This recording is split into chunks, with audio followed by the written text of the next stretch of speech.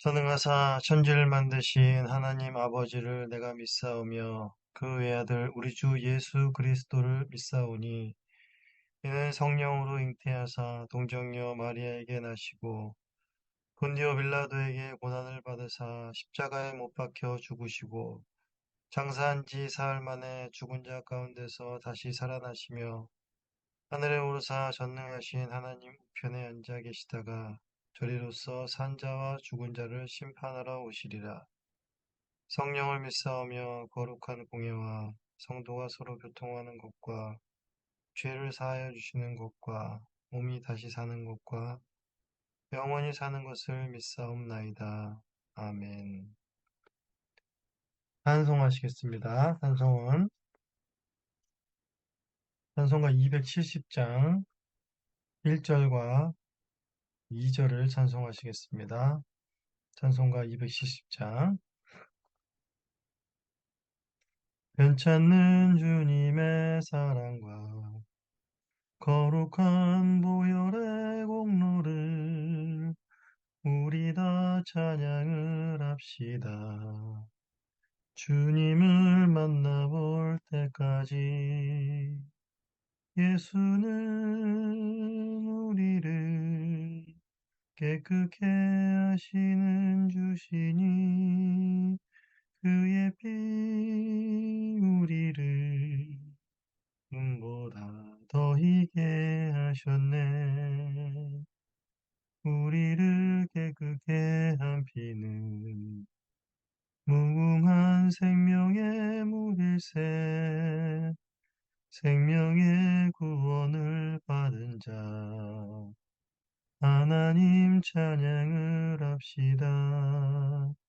예수는 우리를 깨끗게 하시는 주시니 그의 피 우리를 눈보다 더 희게 하셨네. 네, 우리 하나님 말씀 보시겠습니다. 하나님 말씀은 열왕기상 20장 13절에서 21절의 말씀입니다. 열왕기상 20장 13절에서 21절의 말씀을 봉독하겠습니다. 한 선지자가 이스라엘의 아합 왕에게 나아가서 이르되 여호와의 말씀이 내가 이 큰 무리를 보느냐 내가 오늘 그들을 내 손에 넘기리니 너는 내가 여호와인 줄을 알리라 하셨나이다. 아합이 이르되 누구를 통하여 그렇게 하시리이까? 대답하되 여호와의 말씀이 각 지방 고관의 청년들로 하리라 하셨나이다. 아합이 이르되 누가 싸움을 시작하리이까? 대답하되 왕이니이다. 아합이 이에 각 지방 고관의 청년들을 계수하니 232명이요 그 외에도 모든 백성 곧 이스라엘의 모든 자손을 계수하니 7,000명이었더라. 그들이 정오에 나가니 벤하닷은 장막에서 돕는 왕 32명과 더불어 마시고 취한 중이라. 각 지방의 고관의 청년들이 먼저 나갔더라. 벤하닷이 정탐꾼을 보냈더니 그들이 보고하 이르되 사마리아에서 사람들이 나오더이다 하매 그가 이르되 화친하러 나올지라도 사로잡고 싸우러 나올지라도 사로잡으라 하니라. 각 지방 고관의 청년들과 그들을 따르는 군대가 성읍에서 나가서 각각 적군을 쳐 죽이매 아람 사람이 도망하는지라. 이스라엘이 쫓으니 아람 왕 베나닷이 말을 타고 마병과 더불어 도망하여 피하니라. 이스라엘 왕이 나가서 말과 병거를 치고 또 아람 사람을 쳐서 크게 이겼더라. 하나님의 말씀입니다. 하나님께 감사합니다. 네, 우리는 하나님께서 계속해서 악할 대로 악해진 북이스라엘의 아합 왕 시대에 하나님의 선지자 엘리야를 보내어서 여호와께서 하나님을 계속해서 알게 하심을 보고 있습니다. 여호와께서는 3년이 넘도록 비가 내리지도 않게 하시고 또 갈멜산에서 바알 선지자들과 엘리야의 대결을 통해서 바알 선지자들을 멸하시고 또 하늘에서 불을 내려서 젖은 제단을 살하시고 또 오랜 가뭄에 비를 내리지 않으시다가 또한 비를 내리시면서 바알이 허상이고 또한 여호와께서 살아계신 하나님이심을 분명히 나타내셨습니다. 그러나 아합은 하나님께 돌아오지 않았고 또한 아합의 부인인 이세벨은 그 악한 마음이 꺾이지도 않았으며 도리어 더 악해져서 입니다. 그리고 이제 20장에서 오늘 본문에 있는 20장에서 당시 근동의 강대국으로 성장한 이 아람이란 나라의 벤하닷이 북이스라엘을 공격하는 이야기가 20장 전체에서 전개가 됩니다. 강대국의 위협 속에서도 여전히 하나님께서는 계속해서 여호와가 하나님이시다라는 메시지를 남기시고 또한 그것을 드러내기 위한 하나님의 열심이 계속 나타납니다. 자, 오늘 본문은 북이스라엘이 아람과의 전쟁에서 승리를 하는 내용입니다. 이번 주 금요일에 또 자세히 다루어질 내용이지만 어제 주일에 본문의 내용을 잠깐 살펴보아야 이제 오늘의 내용에 대해서 더 잘 이해가 되실 것입니다. 자, 어제 주일의 본문의 내용을 잠시 살펴보면 아람의 이제 벤하닷이 32명의 부족 왕들과 함께 북이스라엘을 공격하고 수도 사마리아를 에워싸며 이제 협박하는 장면이 이제 어제 본문입니다. 자, 아합은 벤 하닷이 세력에 벌벌 떨고 있었습니다. 그리고 그들의 요구를 어찌됐든 무조건 들어줄 심산이었습니다. 그러나 그들의 요구가 점점 도를 넘고 지나치자 이제 신하들도 그들의 요구에 불응하자는 의견이었고 이에 아합 왕도 궁지에 몰린 쥐 같은 상황이 되었지만은 자신을 잡아먹으려는 고양이 같은 아람 왕들을 한번 물어라도 보리라라는 심정으로 아람의 신경을 더욱 긁는 메시지를 전합니다. 전쟁에서 이기기 전에는 우쭐대지 말아라 라는 의미로 이러한 속담을 또한 얘기했지요. 갑옷을 입은 자가 갑옷을 벗는 자 같이 자랑하지 못할 것이다 라는 메시지를 아람 왕에게 전합니다. 이 말을 들은 아람 왕들은 이제 벤 하닷은 바로 본격적으로 이 사마리아 수도를 침공을 준비하게 됩니다. 그리고 이제 13절에서 막 전투가 시작되려는 이 시점 가운데 갑자기 한 선지자가 등장합니다. 이 선지자는 이름이 없습니다. 정체를 알 수 없는 무명의 선지자입니다. 하지만 우리가 이제 19장 18절에서도 확인한 바와 같이 바알에게 무릎 꿇지 아니하고 입 맞추지 아니한 한 사람임을 우리가 알 수 있겠습니다. 여기서 볼 수 있는 것은 엘리야가 아니어도 하나님께서는 능히 하나님의 일을 하시는 분이시라라는 사실을 우리는 알게 됩니다. 전쟁이 일어나려는 상황 가운데에 느닷없이 선지자가 등장했다라는 것은 무엇을 의미하겠습니까? 바로 이 전쟁 가운데에 하나님께서 개입하시겠다라는 의미를 갖고 있는 것입니다. 선지자가 아합에게 전하는 하나님 메시지는 바로 이 큰 무리를 아합에게 넘기시겠다라는 메시지였습니다. 즉, 아합에게 승리를 주시겠다라고 하시는 것이지요. 아합에게 이렇게 악하고 하나님께 돌아오지 않은 아합에게 하나님께서 승리를 주시겠다라는 이유가 무엇입니까? 계속해서 반복되는 하나님의 메시지, 내가 여호와인 줄 알게 하기 위함인 것이었습니다. 이에 아합은 선지자에게 묻습니다. 누구를 통하여서 이 일을 하시겠습니까? 라는 질문에 선지자는 각 지방의 고관의 청년들, 즉 정예 부대를 꾸려서 아합 네가 직접 전쟁에 나가라 라고 여호와께서 선지자를 통해서 명하셨습니다. 즉 아합에게 직접 선도해서 지휘를 맡기신 것은 그가 전쟁에 나가서 공을 세우기 위한 것이 아니라 아합이 또 전쟁에 이길 만한 또한 그런 왕이어서가 아니라 전쟁의 맨 앞에서 바로 여호와께서 하나님이심을 너가 분명히 보고 깨달으라 라는 하나님의 말씀인 것입니다. 이에 아합은 고관의 청년들을 232명과 전투를 수행할 수 있는 백성들 7천을 뽑습니다. 즉 전투에 나갈 사람들은 정예부대 232명 그리고 7천 명뿐이었던 것입니다.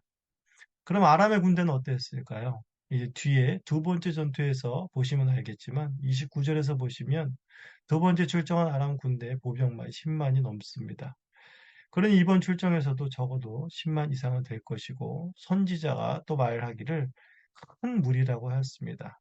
즉 아람과 아합의 군대는 객관적인 전력만 보더라도 싸움이 되지 않는 그러한 상태라는 것을 알 수 있습니다.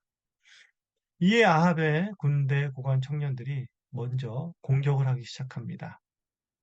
이때 아람 군대는 자기들이 이미 싸움에서 승리한 양 술 취하고 즐기고 있었던 것이지요. 자신들을 향해서 공격해오는 이스라엘 군대를 이들은 화친하러 왔든지 싸우러 왔든지 이들을 다 그냥 포로로 잡아라 라고 말을 합니다. 그런 착각 가운데 빠져 있는 이런 아람 군대는 바로 아합과 그 정예 군대에 의해서 순식간에 패배를 당하여 또한 도망을 하게 됩니다. 결국 하나님의 말씀대로 아람 사람을 크게 쳐서 승리를 하게 되는 것이지요.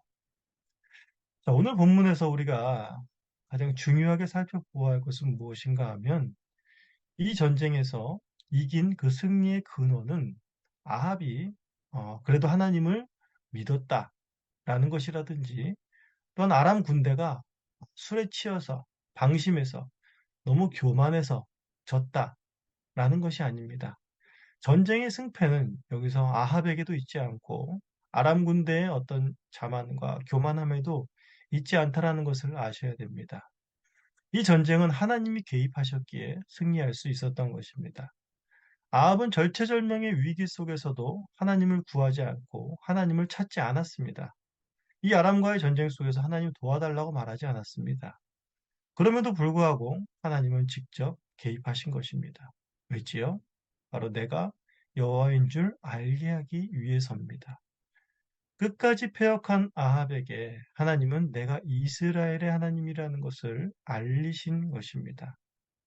이 아람과의 전투에서 하나님이 보이신 하나님은 어떤 하나님이시겠습니까? 바로 자기 백성을, 자기 자식을 위험 가운데에서 그냥 두고 보시지 못하시는 대적의 위협에서 건지시는 하나님이시라는 것을 아합에게 나타내신 것입니다.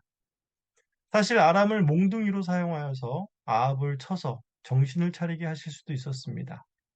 사사기 때부터 이스라엘을 또한 징계하신 방법이고 이 왕정 시대 가운데에서도 하나님은 이방 나라들을 들어서 자신의 백성들 이스라엘을 몽둥이로 치시며 자식을 징계하시는 아버지로서 하나님을 알리셨습니다.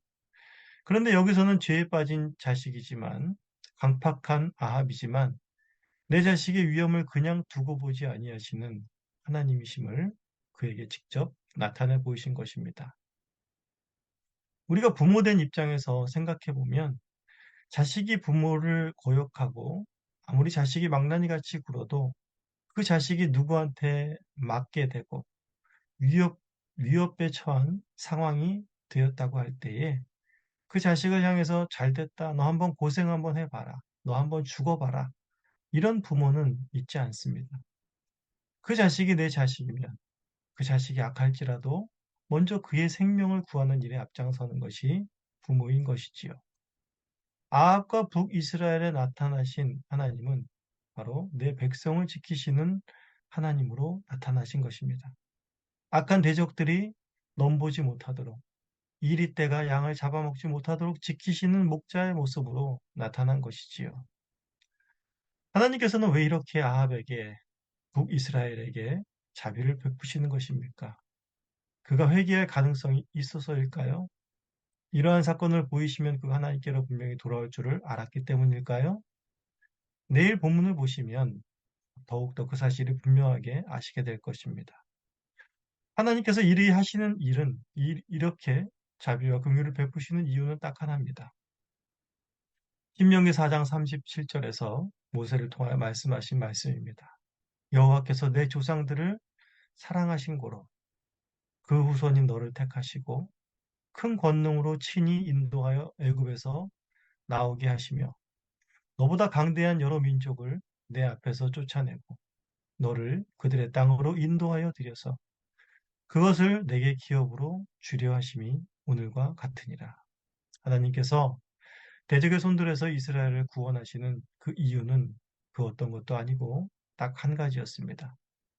하나님의 그의 백성들을 향한 변하지 않는 사랑입니다. 수시로 변하고 배반하는 백성들일지라도 하나님의 마음은 그 백성들을 향하여서 단 한 번도 변하지 않으셨습니다.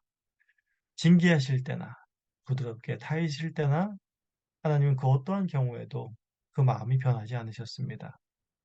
그런 하나님의 변함없는 사랑이 바로 오늘 아합과 북이스라엘을 살린 것입니다.